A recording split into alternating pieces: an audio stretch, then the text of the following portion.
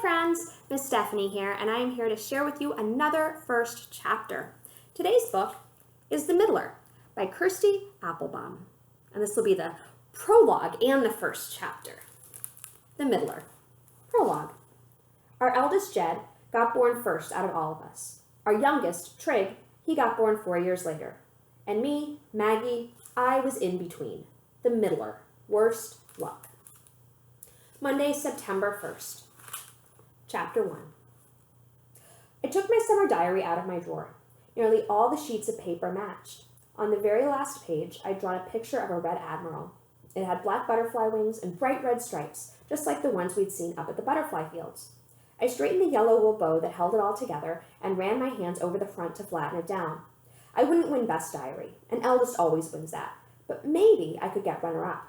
I carried it downstairs. You ready, Max? Trig had the front door open and was leaning right out of it, both hands gripping the door frame. His diary was on the doormat, tied up with garden string. We should have left already, shouldn't we, Dad? We should have left. Oh, Maggie. Dad shook his head at my legs. We really need to do something about that uniform. It's even shorter than it was the day before. He yanked at the bottom of my dress. It shrugged back up again. Jed! Jed! Jed! Trig was turning red with all his shouting. Just a minute! Jed's voice echoed down the stairs. Mom came out of the kitchen, booted up for a day in the fields. Leave without him, she said. It's his own fault if he's late. Come on, Maggie. Trig picked up his diary, but I wasn't going anywhere until Jed was with us. Eventually he appeared, shirt hanging out and jam on his chin. Did you remember your summer diary, said Trig. It's in here. Jed turned round and patted his back pocket. His messy, folded pages flapped out of the top. Dad went to wipe the jam off Jed's face, but Jed ducked under his arm and we all ran through the door into the warm September air. Trig was hopeless at running. He held his diary right out in front of him all the way to school. Me and Jed had to stop at every corner for him to catch up. Good morning, Mrs. Zimmerman. Good morning, Mr. Temple. Good morning, Miss Conte. Good morning, Mr. Webster. Good morning, everyone. The school had smelled like the beginning of term. Wood oil and scouring powder. It smells weird, doesn't it, Maggie? Doesn't it, Jed? It smells weird. Trig fidgeted and scrunched up his nose. Shh, I said. Lindy Chowdhury was in front of us, all cross-legged and straight-backed and long-haired. Her dress had a new frill sewn round the hem. Jed scooted forward so he was sitting closer to her. Mrs. Zimmerman clasped her hands in front of her and in front of her waist. Mr. Webster has kindly spent part of his summer sanding and oiling our hall floor. Aren't we lucky? I spread out my fingers and pressed my palms onto the smooth wood. Must have taken him ages. Heads down, please, for the morning chant. Our eldest are heroes, our eldest are special, our eldest are brave. Shame upon any who holds back an eldest, and shame upon their kin. Most of all, shame upon the wanderers. Let peace settle over the quiet war, truly and forever. Mrs. Zimmerman lifted her head, tilted it to one side, and smiled. Welcome back to Fenwick School, everyone. I hope you enjoyed your break. We bit our nails and gazed up at the empty walls while she said the things that principals have to say at the beginning of term. Mr. Webster has also dug over the toilets for us. Please be sure to use the new ones and leave the old ones to compost. We clapped for Mr. Webster. Miss Conte has returned after having her baby, a little boy named Michael, an eldest. We're hoping his dad might pop in with him one lunchtime. We clapped for Miss Conte. Two of our pupils, Sally Owens and Deb Marino, both eldest, of course, turned 14 over the summer and have gone to camp. We clapped for Sally Owens. We clapped for Deb Marino. And two more of our eldest are heading off to camp this very Saturday, Jed Cruz and Lindy Chowdhury. Jed leaned in and nudged shoulders with Lindy. My hands were getting fed up with all the clapping. And before we return to our classes, we have a special guest here today with some important news, Mrs. Zimmerman held out an arm towards the entrance hall. No one came out. We have a special guest here with some important news, she said again, louder this time. No one came out. Mr. Temple cleared his throat. He nodded toward the window.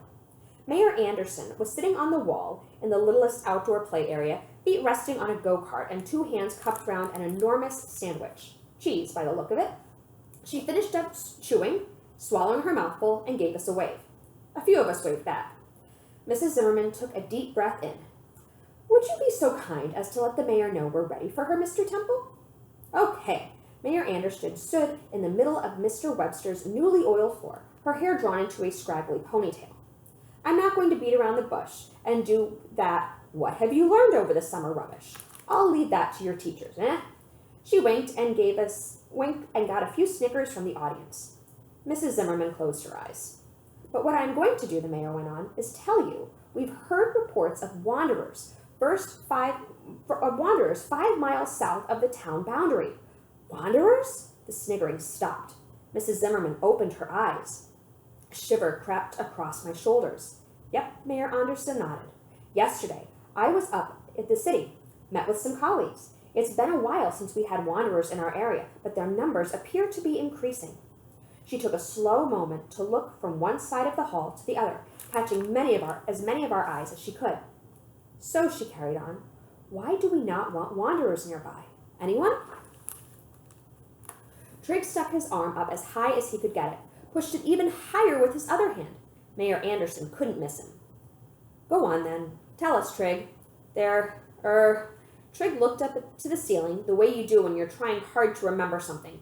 Dirty, dangerous, and deceitful. Dirty, dangerous, deceitful. Mayor Anderson boomed the words back at us, counting them off on her fingers as she went. At camp, our eldest joined the quiet war. They fight valiantly. They fight heroically. They fight so that we, back home, can remain safe. My one and only child, Caroline, went to camp 10 years ago this very month. I couldn't be more proud. We clapped for Caroline. The mayor held up a hand. Wanderers, she said, are protected from the enemy by our brave heroes. But they selfishly keep their own eldest close. She lowered her hand to her hip. They disobey Andrew Salisbury's edict that decrees we must all send our eldest to camp. They deny their families the opportunity to live in a town in a civilized manner, and then deny their eldest the opportunity to fight for their country. They are dirty, dangerous, and deceitful. Do we want their kind anywhere near us here in Fenneswick? No, Mayor Anderson. We shook our heads. And more than that, the mayor leaned in towards us and lowered her voice to a whisper. Much more than that. You're aware of the horror wreaked by wanderers the last time they ventured close to Fenneswick? My own sister was among the casualties. She dropped her eyes to the floor. A littlest at the front began to cry. Trigg's knees started jiggling. So, the mayor took a deep breath and lifted her head. What can we do to keep ourselves safe? What's the most important rule of all? Never go beyond the boundary, Trigg burst out the answer. Abso-bloomin'-lutely, Trigg Cruz, never go beyond the boundary. Follow that rule and you'll be safe from wanderers. Remember, dirty, dangerous, deceitful. All right? Yes, Mayor Anderson, we nodded. She smiled. One of those smiles where the sides of your mouth go down instead of up. So how about we sing the boundary song to finish? Mayor Anderson rubbed her hands together. Miss Temple, would you accompany us on the old piano? Still working it is? Mr. Temple lifted the lid of the piano. He interlaced his fingers and then turned them inside out. The clicking echoed around the hall. Oh, a quick reminder before we start singing. Mayor Anderson wasn't smiling anymore. She ran her tongue across the front of her teeth. Going beyond the town boundary isn't only a risk to yourself. It puts the whole of Fenneswick in danger. Your friends, your family, your neighbors, and anyone who puts Fenneswick in danger could be subject to a very serious punishment indeed. So let's keep it safe, eh? Now, carry on, Mr. Temple. The crying littlest cried even louder. Back in the classroom, Miss Conte talked about the time before the Quiet War and what summer holidays were like then. She said people used to go to other countries on airplanes. I doodled a picture of an airplane at the bottom corner of my slate, licked my finger, and rubbed it off. Sometimes I wondered if teachers just made stuff up. After break, Miss Conte asked for our summer diaries. She walked between the desks, collecting them and piling them up in her arms. I'll be reading through these this afternoon, she said, and tomorrow I'll announce the winners. I passed her mine, taking care to keep the bow straight. Thank you, Maddie. Maddie? Lindy laughed. It's Maggie, Miss Conte, not Maddie. Oh, of course it is. Sorry, Maggie. The baby had me up 4 times last night. She put my diary on the pile and then stuck 6 more right on top of it, squashing the bow. And that's chapter 1 from The Middler. If you enjoyed this and want to find out more about Maggie and the Wanderers, you can check this out from the library. We're open for browsing, and we're also doing curbside pickup, which whichever you prefer. So take good care, and I hope to see you again soon at the Loudet Library. Bye!